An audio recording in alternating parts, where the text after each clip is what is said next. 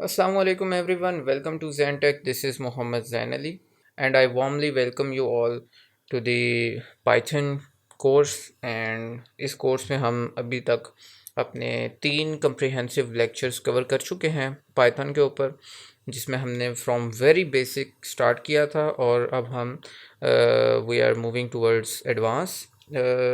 And उसके अलावा अभी तक हम लोगों ने कवर क्या कर लिया है, बेसिक प्रोग्रामिंग पाइथन में किस तरीके से होती है, उसके डिफरेंट डाटा स्ट्रक्चर्स कौन से हैं, लिस्ट्स कैसे काम करती हैं, डिक्शनरीज कैसे काम करती हैं, टपल्स कैसे काम करते हैं। हमारी पाइथन जो है वो ऑब्जेक्ट ओरिएंटेड प्रोग्रामिंग को भी सपोर्ट करती है, तो क्लासेस कैसे बनती हैं, उसमें ऑब्जेक्ट इंस्टेंसेस क्या होते हैं, कैसे यूज़ होते हैं, क्यों यूज़ होते हैं और कब यूज़ होते हैं। ये सारे टॉपिक्स हम लोग डिटेल में पिछले लेक्चर्स में कवर कर चुके हैं। अगर आप इस वीडियो के ऊपर न्यू आए हो तो आपसे रिक्वेस्ट है कि आप पहले पिछले लेक्चर्स कवर कर लें, उसके बाद आप आगे आएँ, ताकि आपको ना कन्फ्यूजन हो कोई, ना ही आपकी कोई इरेलीवेंट क्यूरी हो। अब हम लोग शिफ्ट होने लगे हैं अपने पाइथन के एक पैकेज पर जो कि है numpy। ठीक है, सबसे पहले मैं गूगल कोलैब नोटबुक बना लेता हूँ। So formally this is our lecture number 4 and lecture 1, 2 and 3 के कुछ पार्ट्स थे जिनमें हम लोगों ने सारी पिछली क्लासेस कवर कर ली हैं। अब लेक्चर नंबर 4 जो है इसको मैं रीनेम कर लेता हूँ लेक्चर 4, ओके, या फिर इसको हम 4.1 कह लेते हैं क्योंकि हमारे पास और मॉड्यूल्स भी हैं। सबसे पहले मैं आपको बताना चाहूँगा कि हम numpy पे शिफ्ट करते क्यों हैं। हम लोग लिस्ट में भी काम कर रहे थे, हमारे पास let's say list 1 is equal to python की कोई हमारे पास लिस्ट है, ठीक है, जिसकी रेंज है हमारे पास लेट्स से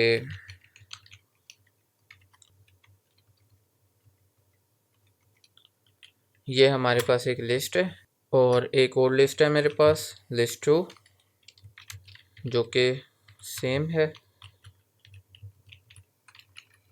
अब ये दो मेरे पास लिस्ट्स हैं, ठीक है, इनमें कितनी एंट्रीज़ होंगी आपको पता है, 10 lakhs, यानी कि तकरीबन 1 मिलियन इसके अंदर आइटम्स होंगे, यानी कि 1 मिलियन इसके अंदर इसके इंडेक्सेस बने हुए होंगे और उनके ऊपर नंबर्स होंगे।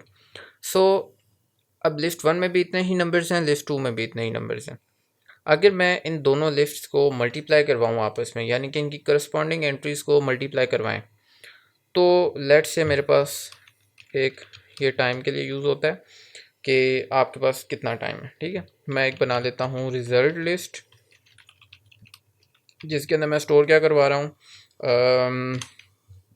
मेरे पास आ गया x asterisk y, sorry x asterisk y for x comma y in zip list 1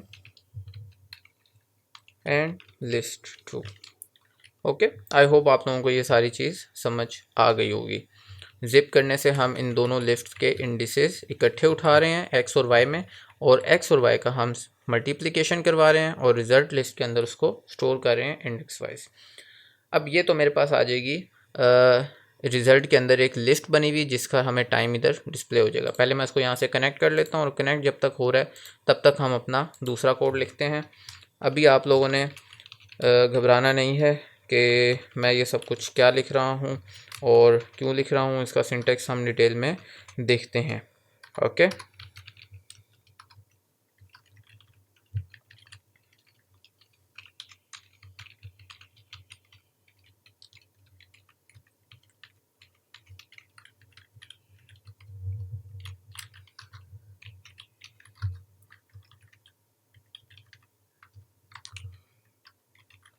नीचे हम आ जाते हैं, इधर दोबारा से टाइम मॉड्यूल यूज़ करते हैं, time result is equal to one asterisk add 2।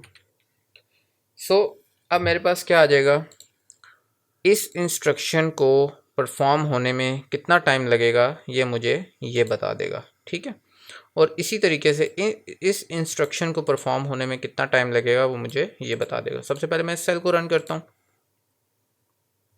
मेरे पास टाइम आया है 58.5 ms, ठीक है। जो कि टोटल बना है सिस्टम और यूज़र वगैरह सब कुछ मिला के 78.5 मिली सेकेंड, और इसको मिला के अगर हम यूज़ करें तकरीबन 150 मिली सेकेंड्स हमारे पास टाइम लगा है। अब मैं इसको चलाता हूँ। अब देखो इसको 150 मिली सेकेंड्स लगे हैं मुझे, जबकि इसके अगर मैं काउंट करूँ 4.73 और 4.75, यानी कि 1.5 ये वाला और 8 तकरीबन 9.5 मिली सेकेंड लगे हैं, जबकि इसको 150 मिली सेकेंड्स लगे हैं।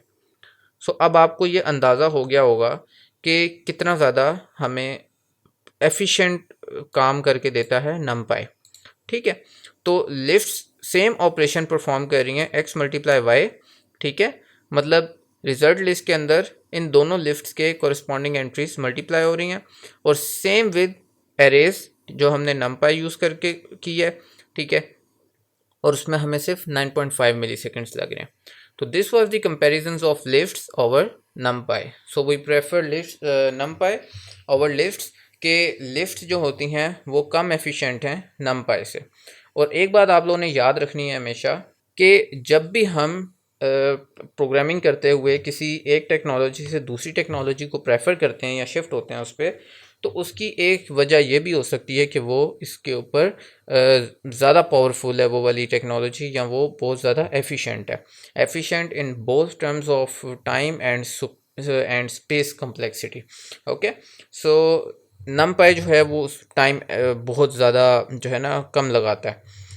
सो दिस वाज द कंपैरिजन। और अब हम फॉर्मली चलते हैं अपने नमपाई की। फर्स्ट ऑफ ऑल तो मैं इधर हेडिंग दे देता हूँ हमारी कि हम लोग आज पढ़ने लगे हैं नमपाई। ठीक है, अब हम इसको फॉर्मली इसका सिंटेक्स के तौर पे इसको हम स्टार्ट करते हैं। सबसे पहले अगर आप लोग गूगल कोलैब या यूज़ नहीं कर रहे, क्योंकि गूगल कोलैब के अंदर तो नमपाई प्री इंस्टॉल्ड होता है। ठीक है, अगर आप जुपिटर नोटबुक यूज़ कर रहे हैं अपने लोकल इंफ्रास्ट्रक्चर पे, या फिर आप विजुअल स्टूडियो कोड यूज़ कर रहे हैं, या फिर आप अपने टर्मिनल यानी कि कमांड लाइन इंटरफेस से कोई कमांड रन करके नमपाई को इंस्टॉल करना चाहते हैं, तो उसके लिए आपकी कमांड ये होती है पिप इंस्टॉल नमपाई। ठीक है, ये कमांड आपकी चलेगी आपके कमांड लाइन इंटरफेस पे। ठीक है, आपके जो बैश है या यूबंटू वगैरह लिनक्स अगर यूज़ कर रहे हैं आप, तो उस टर्मिनल पे ये कमांड चलेगी। लेकिन अगर आप जुपिटर नोटबुक चला रहे हैं या गूगल कोलैब में कोई भी लाइब्रेरी इंस्टॉल करते हैं, तो आप पिप के साथ ये नेगेशन यूज़ करते हैं। ठीक है, अब मेरे पास ये इंस्टॉल है तो मैं इसको रन नहीं कर रहा, और मैं आ जाता हूँ अपने नेक्स्ट कोड सेल के ऊपर, जिसमें मैं इसको एक दफ़ा वैसे मैंने इंपोर्ट कर लिया ऊपर, लेकिन मैं इसको दोबारा इंपोर्ट कर लेता हूँ। इंपोर्ट नमपाई यानी कि मेरे कोड में अब मैं नमपाई यूज़ करूँगा, लेकिन बार बार नमपाई को कॉल करने के लिए मुझे इतना बड़ा नमपाई लिखना पड़ेगा, इसलिए मैं np लिख लेता हूँ साथ। ठीक है, अब np की जगह मैं q लिख सकता हूँ, r लिख सकता हूँ, s, जो मुझे कन्वीनियंट है मैं लिख सकता हूँ, लेकिन बाय डिफ़ॉल्ट हम क्या यूज़ करते हैं, np। ठीक है, अब ये np तो मेरे पास आ गया, इसको मैं रन कर लेता हूँ। अब मेरी पूरे कोड के अंदर मुझे दोबारा इसको इंपोर्ट करने की ज़रूरत नहीं है। ठीक है, मेरे कोड में अब np डिफाइंड है। सो सबसे पहले हम आ जाते हैं अपनी एरेज क्रिएशन पे। ठीक है, अब लिस्ट्स जब हमने बनाई थी तो हम लिस्ट्स में क्या करते थे, लिस्ट 1 इज़ इक्वल टू, मेरे पास एक लिस्ट होती थी जिसके अंदर मैं लिख लेता था 1 2 3 4 5 6। ठीक है, ये मेरे पास लिस्ट होती थी। अब मैंने इसी लिस्ट को लेफ्ट से L1 कन्वर्ट करना है नमपाई एरे में, तो उसका बहुत आसान सा तरीका है, numpy डॉट एरे करके आप इसको ये लिस्ट पास कर सकते हो, लिस्ट 1। ठीक है, और इसको जब मैं L1 करके प्रिंट करूँगा तो मेरे पास ये एरे आ जाएगी। ठीक है, अब ये एरे मैंने नहीं लिखा, ये बाय डिफ़ॉल्ट इसकी डाटा टाइप शो हो रही है मेरे पास। अगर मैं इसकी आपको टाइप इधर से प्रिंट करके दिखाऊँ प्रॉपर, तो ये क्या आएगी, numpy nd एरे। अब एन डी क्या होती है, एन आपकी रोज़ होती हैं, डी आपकी कॉलम्स होती हैं, और इसको एन डायमेंशन भी आप कह सकते हो। ठीक है, तो ये आपकी एक एन डी एरे आ गई। ओके, अब एक तो ये तरीका था कि आपने नमपाई एरे कैसे बनानी है कि आप पहले एक लिस्ट बना लो और उस लिस्ट को कन्वर्ट कर लो एरे में। उसके बाद आपके पास एक अगला तरीका आता है कि आप डायरेक्ट क्या करो कि आपके पास आती है array is equal to np dot array और डायरेक्टली इसके अंदर आप एक लिस्ट बना लो 1 2 3 4 5 6 7, ठीक है। और उसके बाद आपके पास इसको एरे को जब आप डिस्प्ले करोगे तो आपके पास ये एरे प्रिंट हो जाएगी, ठीक है। ये तो बात थी, चलो 1D एरे मैंने प्रिंट कर ली। What about 2D array? अगर मैं इसको एंड इसको मैं हटा देता हूँ क्योंकि मुझे बार बार इसको प्रिंट करके दिखाना है। अगर मैं इसको 2D एरे में कन्वर्ट करना चाहूँ, लिस्ट्स में तो हम क्या करते थे कि इसके 6th इंडेक्स के ऊपर मैं कोई लिस्ट बना दूँ अगर अगेन, तो मेरे पास ये एक 2D लिस्ट बन चुकी है, ठीक है। कि मैं इसको अगर डिस्प्ले करूँगा लिस्ट 1 और इसका इंडेक्स जो था मेरे पास 6, ठीक है। 6 इंडेक्स के ऊपर जाके मुझे इसका 3rd इंडेक्स चाहिए, तो ये प्रिंट करेगा। क्यों? क्योंकि 6 इंडेक्स के ऊपर एक लिस्ट पड़ी है और उसके 3rd इंडेक्स पे 4 पड़ा हुआ है, तो ये प्रिंट करेगा। लेकिन numpy के अंदर क्या होता है कि आपको होमोजीनियस नंबर्स डालने होते हैं। लेट्स से 1 2 3 4 अगर आप कह रहे हो तो आपको इधर भी 1 2 3 4 कोई नंबर देना है, कोई लिस्ट नहीं देनी है आपको, ठीक है। और अगर आप इधर लिस्ट दे रहे हो तो आपको पीछे भी सारी लिस्ट देनी है, ठीक है। तो ये numpy के अंदर मसला है, मसला नहीं मतलब एक रिस्ट्रिक्शन है। तो मैं इसको प्रिंट करवा के दिखाता हूँ, आपके पास एरर भी आएगा और आपके ऊपर वो प्रिंट भी हो जाएगा। 6 3 के ऊपर आपको के पास क्या पड़ा हुआ था? 4 मैंने आपको बता दिया था कि 4 आएगा, लेकिन यहाँ पर मैंने बताया था क्या एरर आएगा। और एरर क्या आया है देखो, इन होमोजीनियस पार्ट, ठीक है। Detective shape was 7 this. अब इसका 7 का मतलब क्या होता है कि आपके पास 0 1 2 3 4 5 6, तो आपके पास 7 डिस वो उसके आपको बता रहा है कि जी आपके पास ये लिस्ट थी, ठीक है, इसकी ये आपके पास स्पेक्स थे, तो 7 इसके अंदर डिजिट्स होने चाहिए थे, लेकिन एक इन होमोजीनियस पार्ट आ गया इसके अंदर, ठीक है। तो इसको आपको रिमूव करना पड़ेगा। तो अगर मैं इसकी जगह डायरेक्ट कुछ लिख लूँ नंबर वगैरह, तो ये आपको दे देगा numpy एरे तो बना देगा, लेकिन उससे पहले मैंने ये एक 2D लिस्ट डिस्प्ले की हुई थी वो मुझे हटानी है यहाँ से, वो मैं यहाँ से हटाऊँगा। तो अब मुझे उस इंडेक्स के ऊपर वो 8 दे रहा है और एरे जो मैं पूरी की पूरी प्रिंट कर रहा हूँ यहाँ से वो हो रही है, लेकिन मैं कह रहा हूँ मुझे 2D एरे बनानी है। तो उसका सिंपल सा मेथड है कि आपको 2D एरे बनाने के लिए प्रॉपर सिंटेक्स को फॉलो करना पड़ेगा। अब सिंटेक्स क्या है भाई, कि मेरे पास कितने नंबर हैं? 1 2 3 4 5 6 8, इधर मैं 7 भी डाल देता हूँ तो मेरे पास पूरे 8 डिजिट्स हो जाएंगे। मुझे क्या करना पड़ेगा, इसको प्रॉपर इसके अंदर डिवाइड करना पड़ेगा। अब मेरी ये एरे मुकम्मल है, ठीक है। और लिस्ट 1 का 6th इंडेक्स ख़त्म हो चुका है। अब ये 2 इंडेक्स हैं इसके, 6 इंडेक्स नहीं है इसके, ठीक है। प्रिंट लिस्ट 1 एंड L1, ठीक है। ये देखो लिस्ट 1 जब मैंने प्रिंट की है तो वो मेरे पास इस तरीके से एक 2D लिस्ट आ रही है, जबकि एरे मैंने प्रिंट की है तो वो मेरे पास अब मैट्रिक्स बन चुकी है। ओके, अब ये मेरे पास मैट्रिक्स है जिसकी 2 रोज़ हैं और 4 कॉलम्स हैं। समझ आ गई बात आप लोगों को? 4 rows and 2 rows and 4 columns, so this is your matrix, ठीक है। अब हम क्या करते हैं, आगे बढ़ते हैं कि हम लोगों ने लेट से इसको एक्सेस करना है। तो अब मेरे पास ऊपर L1 थी, ठीक है। L1 का इंडेक्स मैं ले लेता हूँ 0, तो 0 के ऊपर मेरे पास पूरी रो पड़ी हुई है, तो वो पूरी रो मेरे पास आ जाएगी। अब उस रो में से मुझे लेट से फर्स्ट इंडेक्स पे 2 पड़ा हुआ है तो मुझे 2 मिल जाएगा इससे। लेकिन देखो ये 2 मुझे शो हो रहा है इस तरह, पूरी उसकी डाटा टाइप आ रही है, तो मैं ये प्रिंट लगा लूँगा तो ये हट जाएगा, ठीक है। ये मैं आपको दिखा देता हूँ एक दफ़ा, ये मैंने प्रिंट लगाया तो ये हट जाएगा। लेकिन मैं लेट से अभी ये नहीं लगाता, मुझे बार बार यूज़ करना है। मैं क्या करता हूँ कि मुझे इस लिस्ट की ना, ये जो ये एरे है इसके ये 2 डिजिट्स चाहिए मुझे, ठीक है। तो इसमें आप वही काम कर सकते हो जो स्लाइसिंग में हम करते थे कि आपको 1 से स्टार्ट करना है और आपको 2 इंक्लूड करना है तो 3 लिख दो इधर, तो अब आपके पास क्या होगा, 2 और 3 आ जाएंगे इधर। सही हो गया। अब ये जो काम मैंने इस तरीके से किया है ये मैं ऐसे भी कर सकता हूँ कि इधर से मैं ये हटा दूँ, इधर कॉमा डाल दूँ, ठीक है। अब क्या हो रहा है कि इस तरफ वाला जो कॉमा का हिस्सा है, इस तरफ वाला ये कॉलम्स को डिस्प्ले करेगा और ये रोज़ को। अब मैं अगर इस तरीके से इधर कुछ भी नहीं लिखता तो वो मुझे एरर दे रहा है, लेकिन मुझे तो कुछ लिखना है। तो मैं क्या लिख सकता हूँ इधर कि मुझे कौन सी रो चाहिए, मतलब किस रो का समान ये 1 3 चाहिए मुझे, तो ये मैं इस तरीके से लिख सकता हूँ। अगर मुझे दोनों रोज़ चाहिए, 0 भी और रो 1 भी, तो मैं इधर 2 लिख सकता हूँ। ठीक है, तो वो क्या करेगा, दोनों रोज़ के मुझे 1 से 3 वाले दे देगा, 0 और 1। 2 तो हमारे पास इंडेक्स है ही नहीं ना, 2 से पहले तक देगा हमें 0 और 1। ठीक है, तो इस तरीके से आप कर सकते हो। और अगर मैं इसको हटा भी दूंगा ना, तो ये बाय डिफ़ॉल्ट एंड तक मुझे देगा। और अगर मैं 0 हटा देता हूँ और इस तरह कुछ भी नहीं लिखता इधर, तो वो मुझे मुकम्मल तौर पे देगा। ठीक है, इसी तरीके से अगर मैं इधर लिख देता हूँ ऐसे, ठीक है, फिर ये मुझे सारी की सारी एरेज दे देगा। समझ आ रही है आपको बात? अब इधर मैं एक कंडीशन लगा देता हूँ कि जी मुझे 2 इंडेक्स तक चाहिए बस, तो दोनों कॉलम्स के 2 इंडेक्स तक मिलेंगे। इसको मैं कहता हूँ मुझे स्टार्ट ही 2 से करना है, तो मुझे उसके बाद का मिलेगा। ठीक है, तो ये चीज़ें आप लोग इस तरीके से स्लाइसिंग यूज़ करके, ये मैं कॉलम पे स्लाइसिंग कर रहा था, इधर आप रोज़ पे भी कर सकते हो।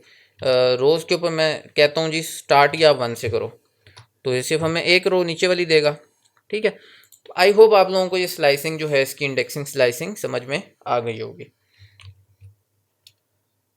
अब हम चलते हैं अपनी एरे क्रिएशन के और कौन से मेथड्स हैं हमारे पास। ये तो चलो हमने लिस्ट से एरेज बना लिए हैं। अब हमारे पास कुछ मेथड्स हैं एरे बनाने के, जो कि आप कह सकते हो कि थोड़े से मतलब ना फंक्शंस यूज़ करके आप एरेज बना रहे होगे। अब लेकिन उससे भी पहले मैं आपको पहले बताता चलूँ कि एरे की कैरेक्टरिस्टिक्स क्या होती हैं। कोई भी मैं अगर 2D एरे बनाता हूँ, जैसे कि मेरे पास L1 थी, इसकी कैरेक्टरिस्टिक्स क्या हो सकती हैं मेरे पास। एक तो ये हो सकती है कि इसकी क्या डायमेंशन है, 2D एरे है। फिर मेरे पास हो सकती है इसकी शेप क्या है, 2,4 है। फिर इसकी डाटा टाइप क्या है इनके अंदर, वो मैं बता सकता हूँ। फिर मैं साइज़ बता सकता हूँ कि इसके अंदर एलिमेंट्स कितने हैं। तो इन सब चीज़ों के हमारे पास क्या है, हमारे पास फंक्शंस हैं। मैं क्या करता हूँ इधर, प्रिंट साइज ऑफ L1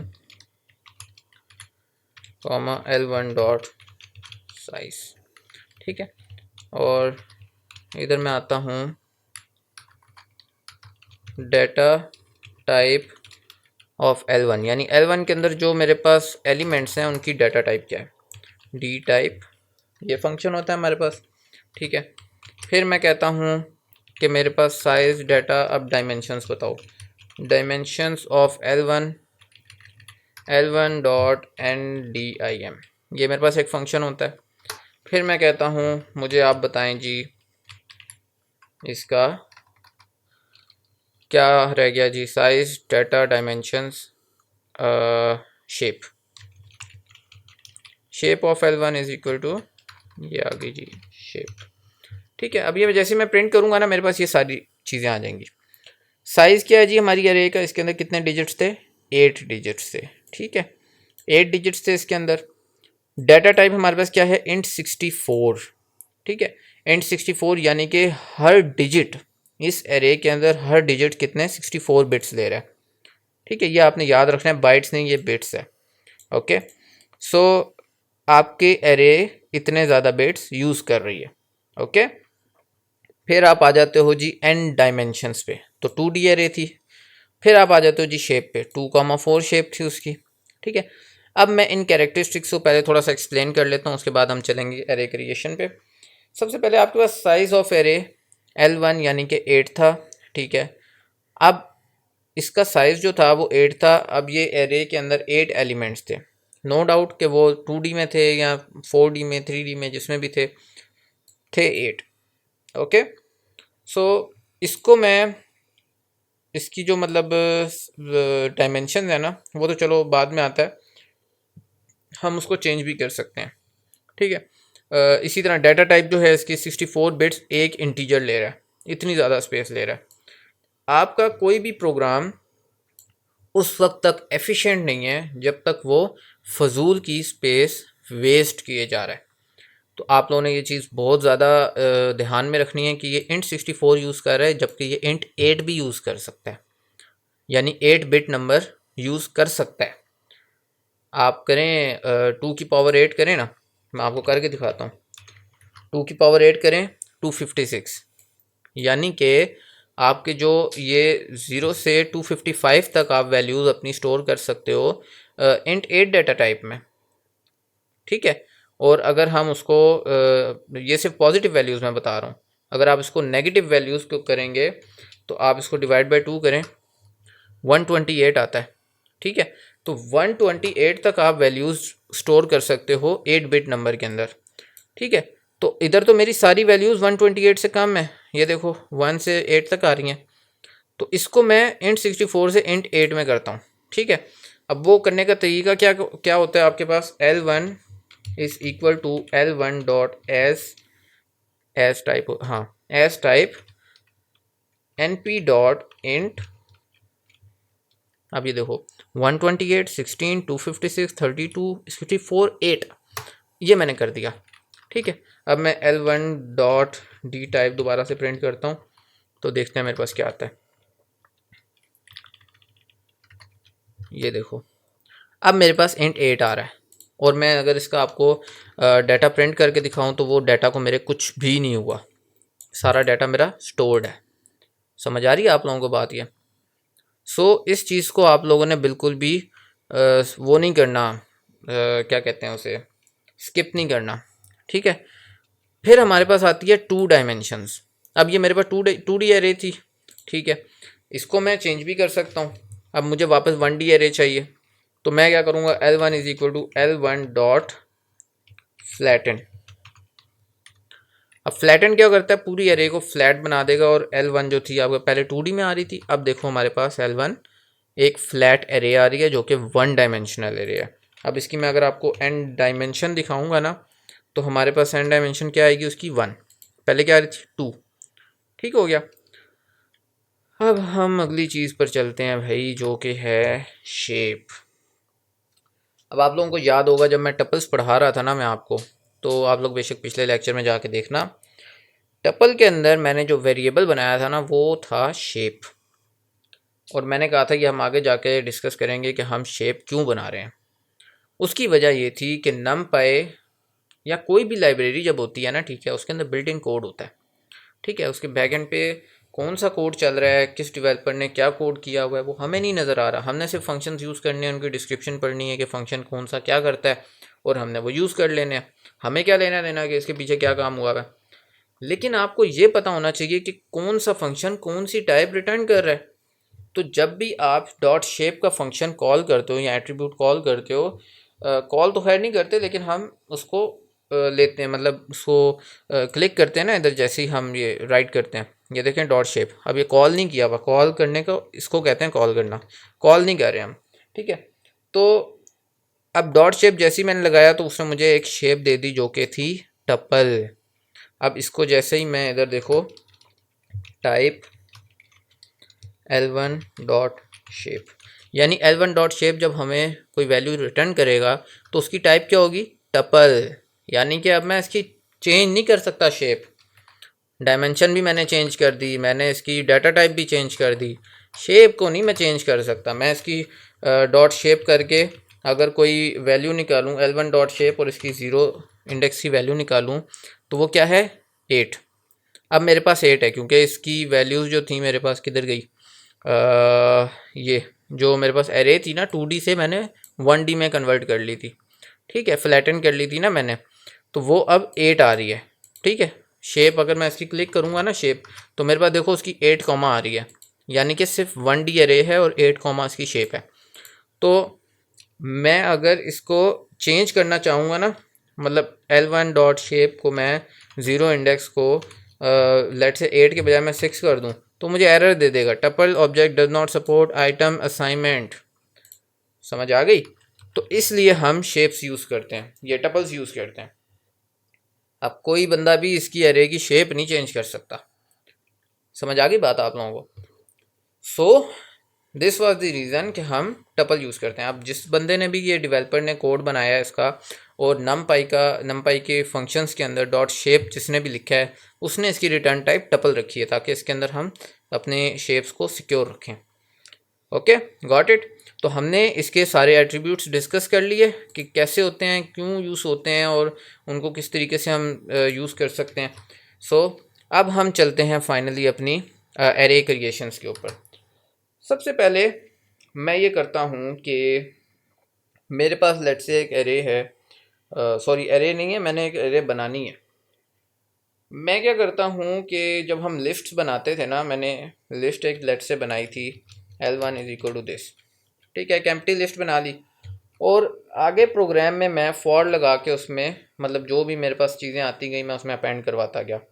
मुझे तो नहीं पता कि उसके अंदर मेरी कितनी स्पेस जा सकती है या मेरा कितनी चीज़ें मेरी यूज़ हो सकती हैं, राइट। तो मुझे क्या है कि भाई लिस्ट की मैंने लेट से मेरे पास 8 लोग हैं, 8 लोगों के नंबर्स हैं, मार्क्स हैं, ग्रेड्स हैं 8 पीपल के, ठीक है, 8 स्टूडेंट्स हैं, उनके ग्रेड्स हैं जो कि अभी लगने हैं। तो मैं क्या बार बार उसको अपेंड करवाता रहूँ लिस्ट्स के अंदर। एरेज जो होती हैं ना, वो आपको इस बात की फैसिलिटी देती हैं कि आप क्या कर सकते हो, स्टार्ट ही एक एरे इनिशियलाइज कर सकते हो ज़ीरोज़ से, राइट। अब इसके अंदर आप शेप दे दो कि आपको किस शेप की एरे चाहिए। मैंने कहा 8 स्टूडेंट्स हैं, 8 स्टूडेंट्स हैं अगर, तो np डॉट ज़ीरोज़ अगर मैं करूँगा तो मैं ये शेप दे दूँगा उसको, ठीक है। और L1 इधर प्रिंट करवा के दिखा देता हूँ आपको, सॉरी इधर, ठीक है। देखो मेरे पास एक एरे बन गई है 1D जिसमें 8 ज़ीरोज़ पड़े हुए हैं। अब मेरे पास एक स्टूडेंट के नंबर आ गए हैं, स्टूडेंट नंबर 5 के, जिसको मैं स्टूडेंट नंबर 5 के मार्क्स क्या हैं जी, 8 हैं, ठीक है। और अब मैं दोबारा L1, स्टूडेंट नंबर 5 के मार्क्स लग गए 0 1 2 3 4, मतलब 1 से स्टार्ट करें तो 5, ठीक है। इसी तरीके से स्टूडेंट नंबर 3 जो है उसके मार्क्स भी लग गए, ठीक है। तो वो मार्क्स हम इस तरीके से फिर लगा सकते हैं असाइनमेंट ऑपरेटर से, ठीक है, कोई मसला नहीं है। तो एक तो ये मेथड हो गया, आप एरे को इस तरीके से इनिशियलाइज कर सकते हो। अब ये तो चलो मैंने 1D एरे बनाई, आप 2D एरे बना सकते हो, ठीक है। इसको मैं कमेंट आउट कर देता हूँ। अब ये देखो 8 रोज़ हैं और 2 कॉलम्स हैं, ठीक है। इसी तरीके से आप 8 2 के बजाय 3 5 बना सकते हो, 3 रोज़ हैं 5 कॉलम हैं, ठीक है। तो इस तरीके से आप np डॉट ज़ीरोज़ कर सकते हो, ओके। अब एक बंदा आता है, वो कहता है यार मैंने तो 15 जो है ना नंबर इनिशियलाइज कराना था इधर ज़ीरो की जगह। तो इधर एक और टॉपिक मैं साथ ही कवर करवा देता हूँ कि आप कोई भी स्केलर एडिशन कर सकते हो अपनी एरे में। कोई भी एक स्केलर नंबर ऐड करोगे तो वो सारी एरे के अंदर ऐड हो जाएगा। ये देखो समझ आ गई। So this was np dot zeros. अब हम चलते हैं L2 is equal to np dot ones. एक ये भी फंक्शन है हमारे पास। ये क्या करेगा, सेम तरीके से आपकी डायमेंशंस लेगा आपसे, ठीक है, और उनके अंदर वंस डाल के आपको दे देगा। अब एक बंदा है वो कहता है यार मुझे 1 नहीं 15 चाहिए। भाई आपके पास तरीका है, आप 0 से 15 ऐड कर लो। नहीं मैंने तो 1 से बनाना है 15। तो एरेज आपको फैसिलिटी देती हैं कि आप एक स्केलर मल्टीप्लिकेशन भी कर सकते हो। 15 आ गया, गॉट इट। तो ये तरीक़ेकार है, आप अपनी कोई भी एरे यूज़ कर सकते हो, कोई भी फंक्शन इनिशियलाइज करवा सकते हो अपनी एरे को। और अब कोई तीसरा बंदा आया है, वो कहता है जी मुझे तो ना ज़ीरोज़ यूज़ करने हैं ना वंस यूज़ करने हैं, डायरेक्टली मुझे कोई नंबर इसके अंदर डालना है, मुझे 0 1 से ना ऐड करना है ना मल्टीप्लाई कराना है, मेरा टाइम वेस्ट होता है। मुझे आप एक फंक्शन दे दो जो डायरेक्ट मेरा वो नंबर फीड कर दे पूरी एरे में। तो उसका एक मेथड है np डॉट फुल, ओके। इसके अंदर आप शेप दो अपनी 3 5 और इसके साथ कॉमा लगा के आप अपना नंबर दे दो जी, मुझे 15 डालना है उसमें, ठीक हो गया। और L3 इधर मैं प्रिंट करता हूँ, 15 आ गया जी आपके पास, वही एरे आपके पास दोबारा आ गई, ठीक हो गया। अब देखो आपके पास ये 15 आ गया, ठीक है, इस पूरी एरे में। इसी तरीके से ये आ गया, इसी तरीके से ये आ गया, ठीक है। लेकिन अगर मैं इसकी डी टाइप देखूं तो वो फ्लोट 64 है। इसी तरीके से अगर मैं इसकी डी टाइप देखूं तो वो भी फ्लोट 64 है। लेकिन अगर मैं इसकी डी टाइप देखूं तो वो इंट 64 है। बस ये फ़र्क है इन तीनों में कि जब भी आप ज़ीरोज़ वंस जब इनिशियलाइज कराते हो ना तो वो फ्लोट 64 आपकी डाटा टाइप होती है, और जब भी आप ये फुल वाला यूज़ करोगे तो ये आपकी इंट डाटा टाइप यूज़ करता है। Got it. तो ये चीज़ें आप लोगों ने ध्यान में रखनी है। इसको आप ये नहीं किया और आप चेंज नहीं कर सकते, इसको आप वही एस टाइप करके चेंज कर सकते हो, इंट 64 कर सकते हो, इंट 32 कर सकते हो, कोई भी डाटा टाइप आप इसको असाइन करना चाहते हो आप कर सकते हो, राइट। तो ये हो गया। अब आपके पास एरेज कितनी दफ़ा आपने फुल कर ली, 0 1 और फुल, ठीक है, तीनों तरीके आपने यूज़ कर लिए। अब बारी आती है आपकी कि कोई बंदा कहता है कि जी मैंने 20 नंबर्स जो है ना एरे में वो सेव करना है, फर्स्ट 20 डिजिट्स। तो क्या तरीका है उसका? अब वो कोई लूप लगाए कि पहली दफ़ा में 1 ऐड करे, दूसरी दफ़ा में 2 ऐड करे 1 में, फिर तीसरी दफ़ा में 3 ऐड करे, तो गंदा तरीका है। ठीक है, हम क्या करते हैं, L4 बनाते हैं। L4 is equal to np.arange, जो मैंने ऊपर यूज़ किया था। 20 तक मुझे नंबर्स चाहिए उसके अंदर, ये लो भाई L4 आ गया। 0 से लेके 19 तक आपके पास क्या आ गई जी, डिजिट्स।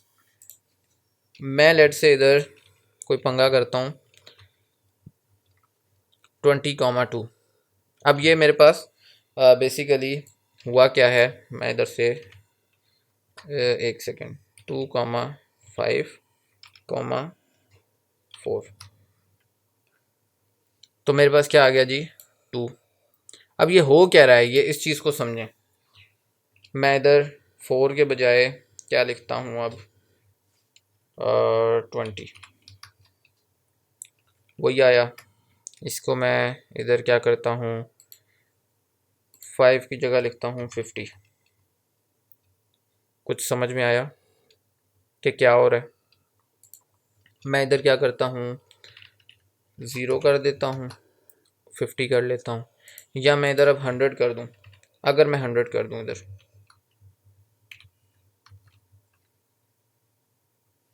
तो कुछ समझ आ रहा है आप लोगों को ये हो क्या रहा है? मैं इधर 1000 कर दूँ, अब शायद चीज़ें क्लियर हो रही होंगी आप लोगों को, समझ आ रहा है? चले मैं बताता हूँ। जो पहला डिजिट है ना वो आपका बता रहा है स्टार्टिंग वैल्यू, ठीक है। जो ये वाला डिजिट है ना ये आपकी बता रहा है एक्सक्लूसिव एंडिंग वैल्यू, जो कि इंक्लूडेड नहीं है, लेकिन इससे पिछला नंबर तक रेंज आपकी आ गई। जब हम लिस्ट्स बनाते थे तो हम रेंज का फंक्शन यूज़ करते थे। एनपी के अंदर हम ए रेंज यूज़ करते हैं, एरे रेंज कह लें या जो भी आपने इसको अरेंज कहना है, जो भी कहना। ये इधर से इधर तक आपकी क्या है जी, रेंज है। लेकिन ये जो है ना ये आपका क्या है, जंप है। अब मुझे 1000 तक वैल्यूज़ चाहिए लेकिन 20 के जंप के साथ। तो 0 20 40 60, मैं कहता हूँ जी मुझे 1000 तक वैल्यूज़ चाहिए लेकिन 200 के जंप के साथ। आप देखो 200 400 600 800, द वैल्यूज़ तो 1000 से कम ही है। मैं अगर इधर लेट से 1001 लगा दूँ तो 1001 तो इंक्लूडेड नहीं है लेकिन 1000 इंक्लूडेड हो जाएगा। तो अब अगली दफ़ा में मेरे पास 1000 भी आएगा। तो np.arange यूज़ करके आप क्या कर सकते हो, अपनी वैल्यूज़ इस रेंज में बना सकते हो, और इधर आप एक जंपिंग फैक्टर लगा सकते हो, एक स्टेप बना सकते हो कि इस स्टेप के बाद इतना आपने जंप लेना है, राइट। अगर मैं 2 लिख दूंगा तो मुझे ये बहुत सारे नंबर्स दे देगा, ठीक है, और बहुत सारी वैल्यूज़ हमें दे देगा ये, ठीक है। उसके बाद मैं क्या कर सकता हूँ, मैं इसके अंदर एक और आर्ग्यूमेंट दे सकता हूँ डी टाइप, ठीक है, इज़ इक्वल टू, और आगे मैं एन पी डॉट लगा के कोई भी डी टाइप इसको बता सकता हूँ। अब वो इंट 64 हो सकती है, इंट 8 हो सकती है, इंट समथिंग, जो भी मैं बनाना चाहूँ मैं बना सकता हूँ। तो इस तरीके से आप एरेज इनिशियलाइज कर सकते हो, उनको आप वैल्यूज़ असाइन कर सकते हो, ठीक है। तो ये आपकी एरेज इस तरीके से अरेंज से भी बनती हैं, ओके। अब ये तो सारी मैं 1D एरेज बनाता जा रहा हूँ इधर, ठीक है, अरेंज से। मैं चाहता हूँ कि ये 0 से 10 तक तो वैल्यूज़ मैंने बनाई हैं, लेकिन इनको मैं 2D एरे के अंदर बनाऊँ। तो इसकी शेप मैं कैसे बनाऊँ, उसको शेप कैसे दूँ उसको?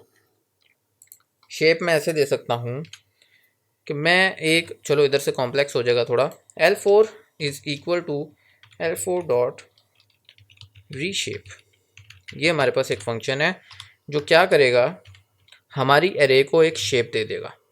अभी 0 से 10 तक मेरे पास ये इसके मतलब 10 डिजिट्स हैं मेरे पास।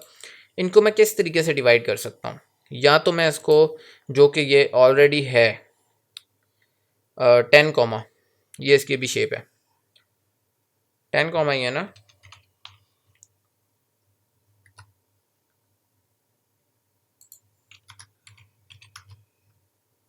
हाँ अभी ये 10 कॉमा शेप है इसकी। अगर मैं इसकी शेप कर दूं 1 कॉमा तो क्या होगा, कैन नॉट रीशेप अरे ऑफ साइज 10 इंटू शेप 1, यानी कि आप इसको कंपेटिबिलिटी आपने देखनी है इसकी। अगर मैं इसको 2 कॉमा कर दूं तो वो कोई नहीं कर सकता इसको। हाँ अगर मैं इसको 2,5 कर दूं फिर हो सकता है, फिर वो ये नंबर्स डिवाइड कर सकता है। इसी तरीके से अगर मैं 3 कॉमा समथिंग करूँगा तो वो नहीं करेगा, लेकिन अगर मैं 5,2 कर दूं तब भी वो बना सकता है इसको, राइट। तो ये चीज़ आप लोगों ने देखनी है कि आप, अब मैं जो कह रहा था कि कॉम्प्लेक्स नहीं करता मज़ीद, वो मैं ये करने लगा था कि पाइथन आपको अलाउ करती है इन लाइन फंक्शंस।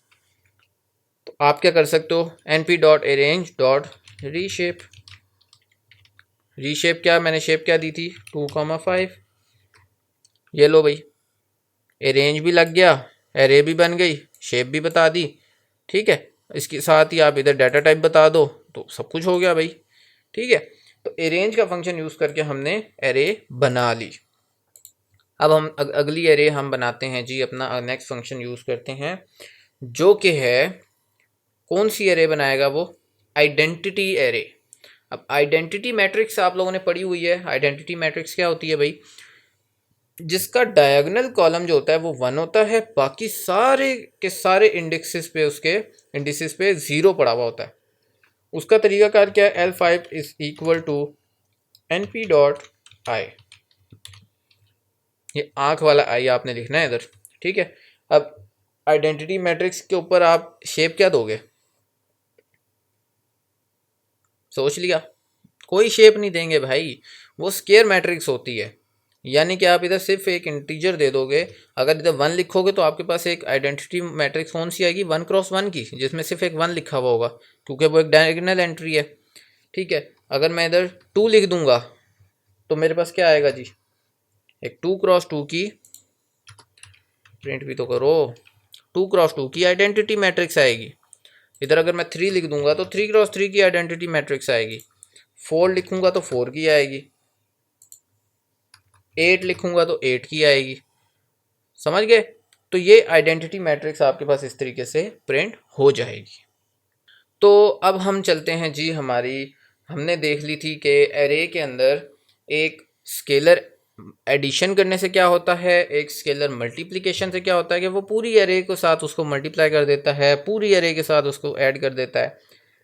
लेकिन अगर हमें एरे के इंडिसेस आपस में ऐड करने हो तो क्या करेंगे हम, तो कोई मसला नहीं है। जिस तरह मेरे पास L1 थी, L1 क्या थी मेरे पास, ये है ना L1, L1 डॉट फ्लैटन करते हैं हम, ठीक है। और L1 को हम L1 में भी स्टोर कर देते हैं और L2 में भी स्टोर कर देते हैं, ठीक हो गया। तो मेरे पास जो एरे आएगी ना वो फ्लैटन होकर L1 में भी आ जाएगी, L2 में भी आ जाएगी। ये देखो L1 में भी एक एरे फ्लैटन आ गई, L2 में भी एक एरे फ्लैटन आ जाएगी। अब इन दोनों को मैं ऐड करता हूँ, L1 प्लस L2, तो इनकी कॉरस्पॉन्डिंग एंट्रीज ऐड हो जाएंगी आपस में। वो देखो 30 30 30 आ गया, ठीक है। अब इसकी मैं एक दफ़ा L4 में इसको डालते हैं हम, या L3 में, ठीक है। और L3 की हम एक दफ़ा डी टाइप चेक कर लेते हैं, फ्लोट 64। इसको मैं फ्लोट नहीं रखना चाहता, इसको मैं करता हूँ जी एज टाइप np.int 8, ठीक हो गया।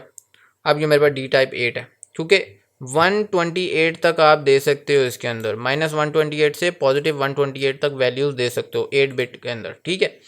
तो ये मैंने दे दिया। अब मैं चाहता हूँ, मेरे पास L3 है ये, और L1 L2 मेरे पास 15 15 वाली थी। अब मैं अगर इनको मल्टीप्लाई कराऊँ L3 L1 और L2 को, एक चीज़ अब आप लोगों ने नोट करनी है, L3 is equal to L1 multiply by L2 और L3 मैं इधर प्रिंट करता हूँ। L3 मैं इधर प्रिंट तो कर दूंगा, पहले आप लोग ये सिंटेक्स देख लो कि L1 L2 मल्टीप्लाई क्या कराएगा, 15 को इस 15 से, इस 15 को इस 15 से, इसको इससे, इसको इससे, इसको इससे, कॉरस्पॉन्डिंग एंट्रीज मल्टीप्लाई हो जाएंगी और उनका आंसर स्टोर हो जाएगा L3 में एज अ लिस्ट। तो क्या आना चाहिए, 15 मल्टीप्लाई बाई 15 क्या होता है भाई, जल्दी बताओ। 2 क्या होता है, 250 255। ओके, सही बताया जिसने बताया, मजाक कर रहा हूँ, कोई भी नहीं है इधर। हाँ, अगर आप लोगों को कंफर्म करना है तो आप लोग नए सेल में पाइथन का, क्योंकि हर सेल जो है ना वो एक कैलकुलेटर है। तो यहाँ पर 225 आता है यार, 55 ये किसने गलत बताया, सॉरी 225 है, ठीक है। अब मैं इसको प्रिंट करता हूँ भाई। L3 के अंदर क्या आएगा भाई, L1 मल्टीप्लाई होके L2 से कॉरस्पॉन्डिंग एंट्रीज मल्टीप्लाई होके आएंगी, जो कि आ गई। क्या आ गया भाई मेरे पास, 225 225 225 225। मैंने बोला था इधर एक चीज़ काबिले गौर है, आपने एक चीज़ को गौर करना है। वो क्या थी, वो ये थी कि मैंने np.int8 जो थी ये मल्टीप्लाई, सॉरी इसकी डाटा टाइप चेंज की थी, ठीक है। इनकी डाटा टाइप्स नहीं चेंज हुई हुई। तो मैं क्या करता हूँ, L1 एक दफ़ा हम करके देखते हैं ना, ये L1 dot as type is equal to np.int8, ठीक है। इसी तरीके से हम क्या करते हैं, L2 dot as type is equal to np.int8, ठीक हो गया, गलत हो गया सॉरी। क्या मसला है भाई, object attribute F type is read only, क्या मसला है भाई, sorry, I am really sorry. अबे एक तो ये जो सामने इतना बड़ा खुल जाता है ना, इसके क्या बोले बंदा यार, कभी कभी ना फ्रस्ट्रेट कर देता है ये। अच्छा, इनको सेव भी तो करना है, इन प्लेस ऑपरेशन नहीं है भाई ये, L2 is equal to this. Okay, so मेरा ये ऑपरेशन परफॉर्म हो गया और L3 के अंदर मैं अब ये करता हूँ। ये चीज़ मैं उस टाइम कह रहा था कि भाई काबिले गौर करनी है हमने। अब ये -31 क्यों आया, पहले तो 225 आ रहा था, क्यों आया ये इसलिए आया कि हमारी जो रेंज है वो 128 थी, वो हमें रेंज से बाहर नंबर दे रहा है 225। तो int8 के अंदर 225 स्टोर नहीं हो सकता। तो हम क्या करेंगे, L3 को, मतलब इनकी डाटा टाइप सही है, लेकिन जो अब ये आ रहा है ना, इसकी डाटा टाइप int8 नहीं होनी चाहिए।